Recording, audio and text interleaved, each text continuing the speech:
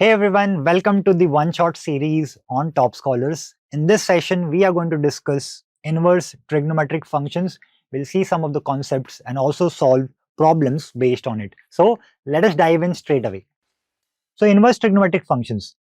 So trigonometric functions, firstly let us try to understand what exactly are trigonometric functions. We have studied this in our grade 10, grade 11 as well. The trigonometric functions are functions like your sine, cos, tan, cot, sec, cosec. 6 trigonometric functions, right? Now, what is the use of this trigonometric function?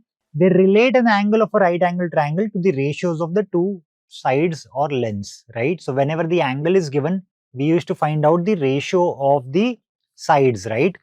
So, that was trigonometric functions, that is trigonometry, which deals with the angles and sides, the relationship between the angles and sides of the triangle, correct? So, we also discussed about the domain and the range of trigonometric function in your grade 11. So, let us recall all the domain and the range of the trigonometric functions. So, for sine theta, we know that the domain is minus infinity to infinity and the range is minus 1 to 1. Now, what is the meaning of domain and range? Basically, theta can take any value from the set of real numbers. So, when I talk about sine theta, this theta can take any real value, right? You can put anything there. You can put 0, 10, 20, 30, 90. You are going to get the answer in the range minus 1 to 1, right? So, have you seen for any angle you get the value as minus 5 or 10 or 20? No. So, that is the range. For cos theta again, since it is a continuous function, sine and cos, definitely the domain is set of all real numbers. The range is again minus 1 to 1. Now, if I talk about tan theta, obviously, theta cannot take all the values. We know that tan 90 is not defined. So, obviously, the odd multiples, that is, if you put the value of n as 0, pi by 2. If you put the value of n as 1, 3 pi by 2. So, 0, 3 pi by 2, 5 pi by 2. Tan theta is discontinuous there, right? It cannot take those values. And the range is from minus infinity to infinity. Correct? And if I talk about cot theta, again, the integral multiples of pi, we have to remove from the set of real numbers. And the range again is from minus infinity to infinity. If I talk about sec theta, which is the reciprocal of cos theta, you can see, since the range of cos theta is what? Minus 1 to 1. So obviously, sec theta is the reciprocal of that. It will not take those values from minus 1 to 1, but we'll get the values from minus infinity to 1 and 1 to infinity. And here also same thing, cosec is reciprocal of sine. So once you know the range of sine, finding out the range of cosec is simple. Similarly, once you know the range of cos, finding out the range of sec is simple. You don't have to by heart that. And this is how we have studied in our 11th grade as well. Just a recap to you. Okay. Now let us talk about inverse functions. This was trigonometric functions. Now we are going to talk about inverse functions. So for each trigonometric function, we have an inverse function that allows us to determine the angle if the ratio is known. Now in simple words, let me explain. Now suppose if I say sine 30 degrees. This is trigonometric function sine 30 degrees. What is the value of sine 30? The value of sine 30 is 1 by 2. Now, if I want to define an inverse, so 1 by 2 basically, can I say 1 by 2 is nothing but the ratio of the sides of the triangle. 1 by 2, it can be 10 by 20, 5 by 10, 50 by 100. Same thing, if I want to reverse it, if I want to find out the angle and if the ratios are known, if I want to find out the angle and if the ratios are known, that is your inverse trigonometric function. So for that I can say sine inverse of 1 by 2 is 30. Sine of 30 is 1 by 2. Sine inverse of 1 by 2 is 30. So that's how you find out the inverse basically, right? What is the key idea? The key idea in inverse trigonometric functions are the inverse relations of usual trigonometric functions with their domains restricted to provide one unique value for each input. So these are inverse relations of usual trigonometric functions obviously, but because they are functions, see, trigonometric functions are functions. Why? Because you get unique output. for each input, right? For every input, you have a unique output. But when it comes to inverse trigonometric functions, for each input, you might have multiple outputs, but then that will not become a function. Say for example, see, sine 30 is 1 by 2. Sine 30 is 1 by 2, we know. But is sine inverse of 1 by 2 always 30? No. If I say sine inverse of 1 by 2, it can be 30 degrees. It can be sine of 2 pi plus 30. It can be sine of 150 degrees. All these values give me 1 by 2. So when I say sine inverse of 1 by 2, how will I know what is the angle? So that will not become a function, right? I'll have different values there. So we need to restrict it to get a single value. How we are going to restrict that? We'll see, which is also called as the principal value, by the way. We're going to discuss that as well. So the inverse of sine x is given by sine inverse of x. Now please make a note of this. This is sine inverse of x. This and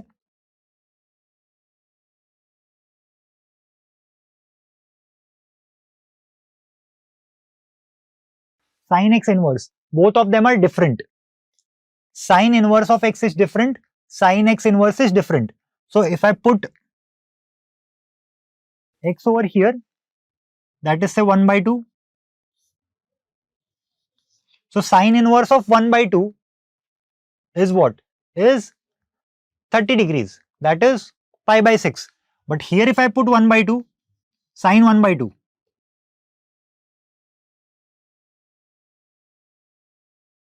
that is not pi by 2. That is just 1 by sine 1 by 2. Right? Okay. Cos x, cos inverse x, tan x, tan inverse x, cosec x, cosec inverse x, sec x, sec inverse x, and then cot x, cot inverse x. So these are the notations. This is how you write down the inverse. Okay. Now why do we restrict the domain? Again, same thing. Trigonometric functions are periodic, meaning they repeat values over intervals. For example, sin x has the same value for different angles, right? So sin x, if you see, it moves like this. So here it will have what? Same value at different angle. Say for example, here you have some angle, here you have some angle, here you have some angle. So here you have the same value, here you have same value, here you have same value, right? So what happens is, like I gave you an example, sine of 30 is 1 by 2, but sine of 390 is also 1 by 2, correct? Sine of 750 is also 1 by 2. So what we are going to do is, we are going to restrict it to such a case that you get unique values only. So what we will do, we'll see the repetition from where to where the repetition is happening. For example, if you see this graph from here to here, anyways this is repeating again and again, again and again, again and again. So we will select that portion of the graph which gives unique values, and ahead and behind of that we'll ignore it. So that's how we take the graph. So to make the inverse well defined, that is 1 to 1. That is why, to make it 1 to 1, we restrict the domain of the original trigonometric functions, right? Okay. Now let us talk about the principal value branch, the restricted domains. So whatever restricted domains we are taking, these are called as the principal value branches. So for every trigonometric function, inverse trigonometric function, we are going to see what are the restricted domains. So the domain of sine inverse of x is minus 1 to 1, correct? And the range of sine inverse of x. Now if you see, we are taking from minus pi by 2 to pi by 2. But does it mean that these values don't give you ahead of minus pi by 2 and ahead of pi by 2? They do give you, but we are restricting it. We want unique values, right? We don't want multiple values there. We don't want 3 pi by 2, 5 pi by 2, 7 pi by 2. So we are restricting it to minus pi by 2 to pi by 2. This covers your entire graph basically. And anyways, it is going to repeat before and after pi by 2. So that repetition we are eliminating, correct? And if you see one thing, domain becomes range here and range becomes domain. So if I talk about the first slide, the range of sine x, was minus 1 to 1 and the domain was from obviously set of all real numbers from minus infinity to infinity. This was from minus infinity, right? To infinity. But because all the values here are going to repeat, we have just restricted it to minus pi by 2, to pi by 2. Clear? Okay. Now sine inverse is the inverse function of sine x, as we know. Let us talk about the graph of sine x. Now have a look at this. What I'm doing is, on the x-axis we have all the angles. On the y-axis we'll take the values, right? So as we know, for sine 0 is 0. This is 0, by the way. This point is 0. Then it increases and reaches here at 1 when it reaches 90 degrees. And for minus 90, it comes here minus 1. And anyways, the graph keeps on repeating now, right? It will come down, go up, come down, go up. And here also, same thing is going to happen. So let's have a look at this. This is 1, this is minus 1, correct? So it reaches 1 here, it reaches minus 1 here, and then this keeps on repeating. So this pattern is going to repeat. So here we are going to, this is the graph for sine x, by the way. Now we are talking about sine inverse x. So what we are going to do is, we'll take these values on the x-axis basically. We'll take these values on the x-axis, right? So from minus 1 to 1, so if you see from minus 1 to 1, correct? For 1, pi by 2. For minus 1, it is again minus pi by 2. And then this keeps on moving, right? Like this ahead, and it will keep on moving like this. But we have restricted it from this to this, because anyways the graph is going to repeat. Now let us talk about how do we find the or draw the graph of sine inverse of x. It is nothing but the mirror image of y equal to x. So if you draw y equal to x, so this line is your y is equal to x. This is the graph of sine x, and this is the graph of sine inverse x. The brown one is the graph of sine inverse x. How do you obtain that? Just by taking the reflection of the graph of sine x. Anyways, they don't ask you to draw the graph, so don't worry. So domain, as we know, is minus 1 to 1. Range is from minus pi by 2 to pi by 2. That is the restricted range basically. Okay, let's continue. So principal value is what? Minus pi by 2 to pi by 2. It is not from minus infinity to infinity. I hope this part is clear. Okay, let us talk about cos inverse x. Same thing, isn't it? We'll talk about the graph of cos x first. Cos 0 is 1. Then cos 90, as we know, is 0. And then cos pi is minus 1. So cos 0 is 1. Then it goes to 0. Then it goes to minus 1. Correct? So again, if I talk about the graph of cos inverse of x, these values on the x-axis, from 0 to pi basically, from 0 to pi. This covers the entire graph. Now what happens is, if you move further, it's going to go like this only. This also. So we don't want that, we just want this.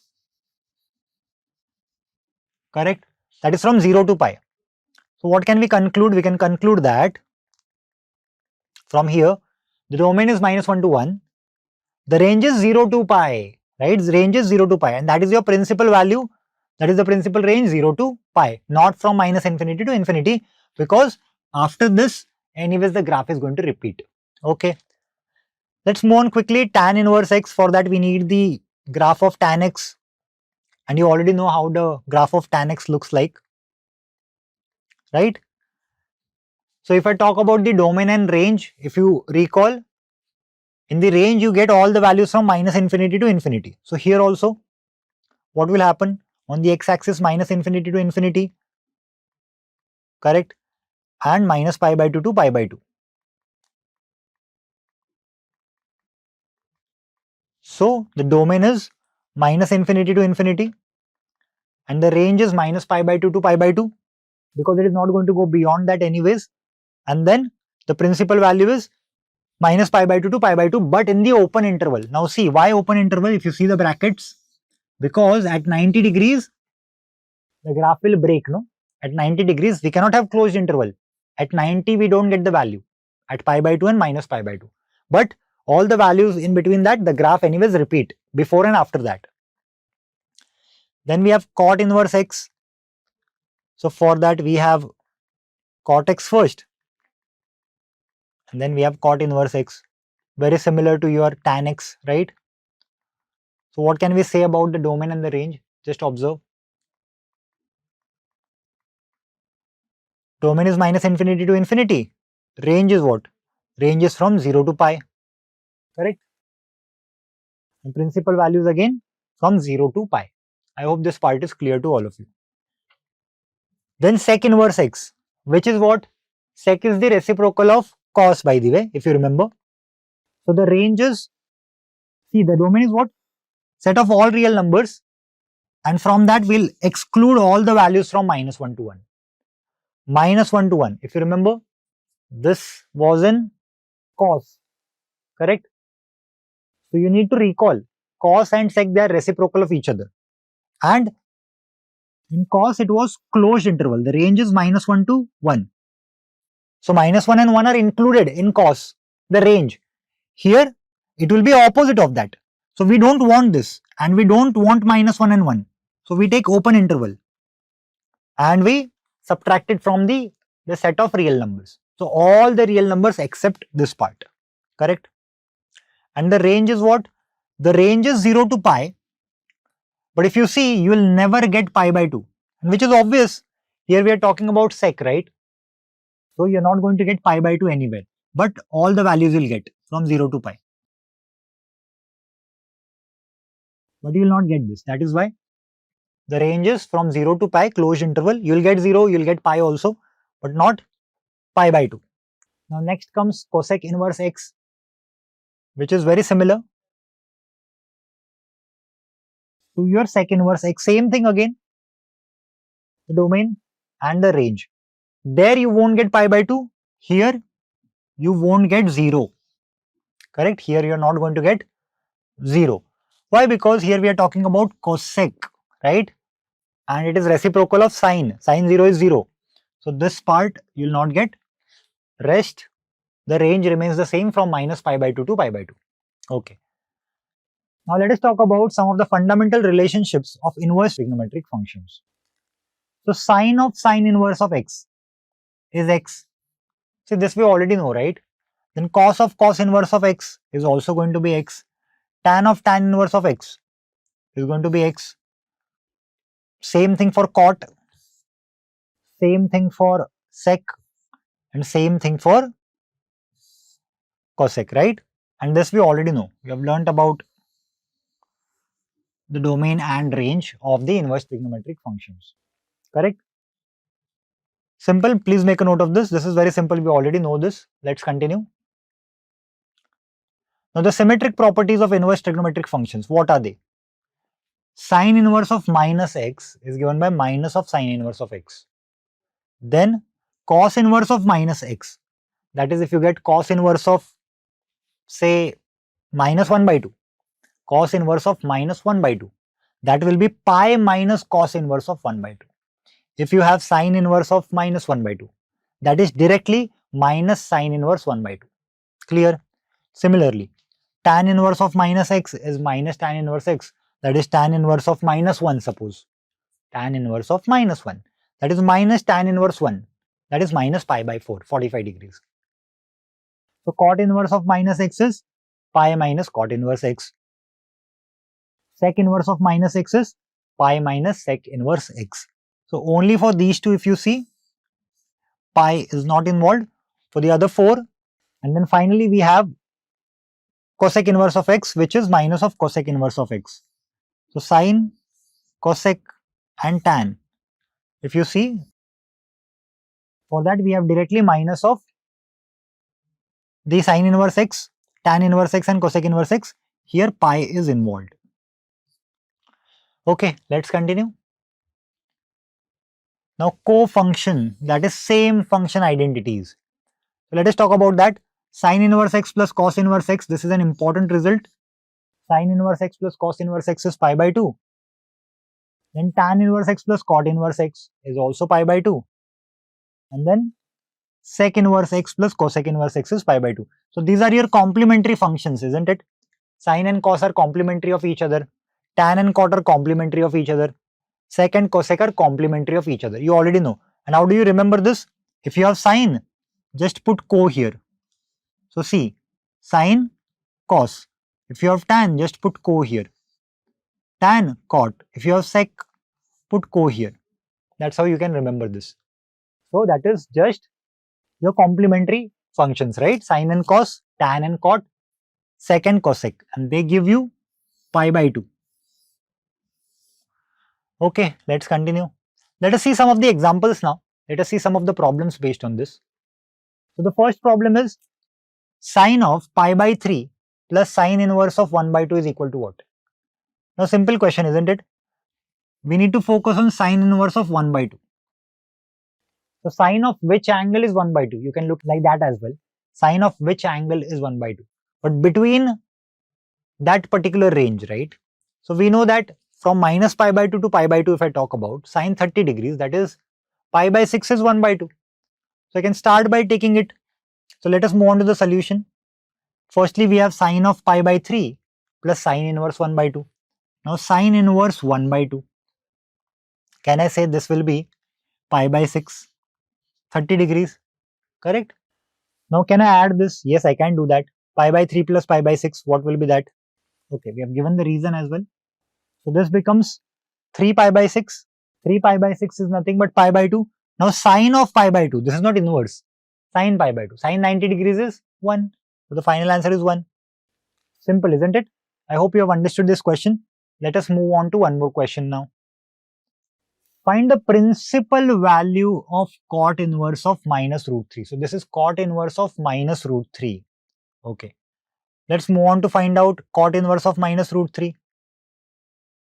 So cot inverse of minus root 3. Now you have to recall root 3 first. Cot of which angle is root 3? 30 degrees, that is pi by 6. So here can I say this can be written as cot of pi minus pi by 6. Firstly, where did this pi come from? We know that cot of pi minus theta is minus cot theta. Give the reason here. Cot of pi minus theta is minus cot theta. So if I have minus root 3, can I say it will be cot of pi minus pi by 6? For root 3 it is pi by 6. Now cot inverse of cot. Cot inverse of cot. We already know. That is what? This will go. You don't have to actually cancel it. And then here you can solve 6 pi minus 5 pi by 6. That's it. And then 5 pi by 6. Does 5 pi by 6 lie between 0 and pi? Yes, it does. So this is the principal value of cot inverse of minus root 3. Clear? Simple question. Let's continue. And yes, why this is the principal value? Because it lies within the range 0 to pi. If you recall, we have studied about the range of cot inverse. Correct? Okay. Now we have a new question. So this is fine. Let us see a new question now. It says the principal value of cos inverse of minus 1 by 2. So 1 by 2 if you focus on, can I say this 1 by 2 is nothing but cos of pi by 6, correct? Cos pi by 6 is 1 by 2, but this is minus cos pi by 6. And here you have cos inverse. Now this is minus cos pi by 6. We know that cos of minus theta is cos theta, but here we have minus cos pi by 6. So can I say this can be written as cos inverse cos of pi minus pi by 6? Pi minus pi by 6. Why? Because cos of pi minus theta is minus cos theta. Now this will go. What will remain? Pi minus pi by 6. So this becomes 5 pi by 6. That's it. So 5 pi by 6 is the principal value.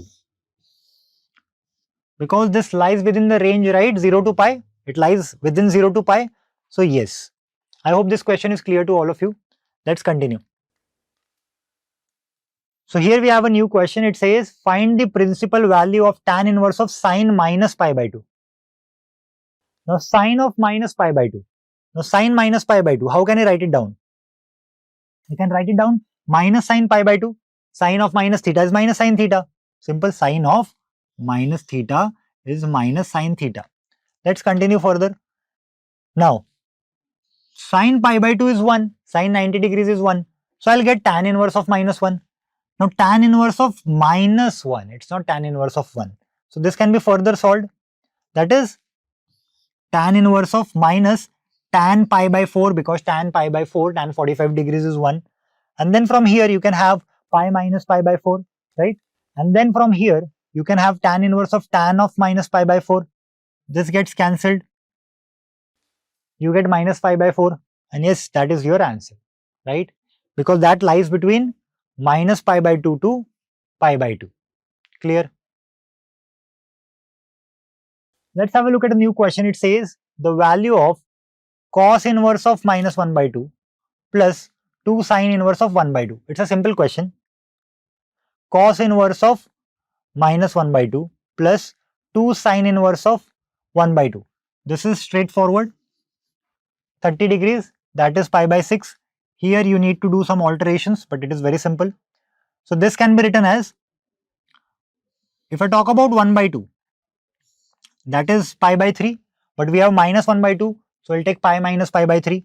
So cos inverse of pi minus pi by 3 plus 2 sine inverse of sine pi by 6. This will go, this will go. What will remain? Reason we have given. We have pi minus pi by 3 plus 2 pi by 6. Solve this further. This is 2 pi by 3 plus pi by 3. 3 pi by 3, that is pi. So the principal value is pi, right? Simple question. Prove sine inverse of 3 by 5 plus sine inverse 4 by 5 is pi by 2. Now here, sine inverse 3 by 5, you can consider that as alpha. So sine alpha will be what? Sine alpha will be 3 by 5. Squaring it on both the sides, you will get sine square alpha is equal to 9 by 25. Now can you find out cos from here? Yes. We know that cos is 1 minus sine square alpha. That is 1 minus 9 by 25. So cos square alpha is 16 by 25. So cos alpha will be 4 by 5. Clear? Now what we can do is we can assume sine inverse of 4 by 5 as beta.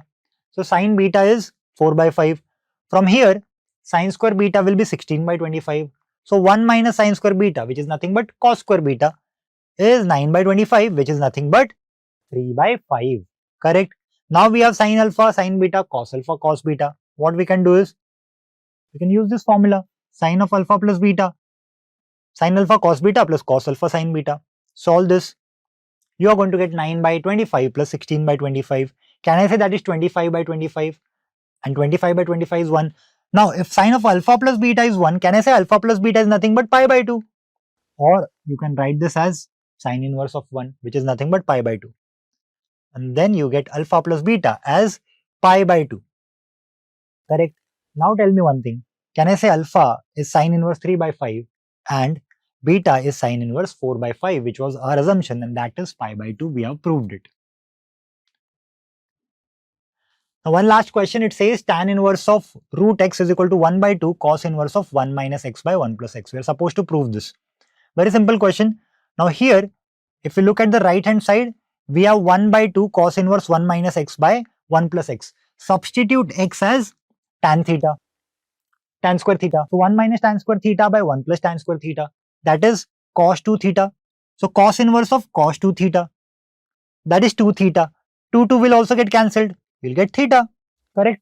Now, if I put x as tan square theta, what will happen? Tan inverse of under root of tan square theta. Tan inverse of tan theta. That will also give me theta. So we can say that LHS and RHS are equal, and then we can prove it very easily. So I hope you enjoyed the session and you learned a lot in this session. Keep practicing, keep learning with Top Scholars. See you.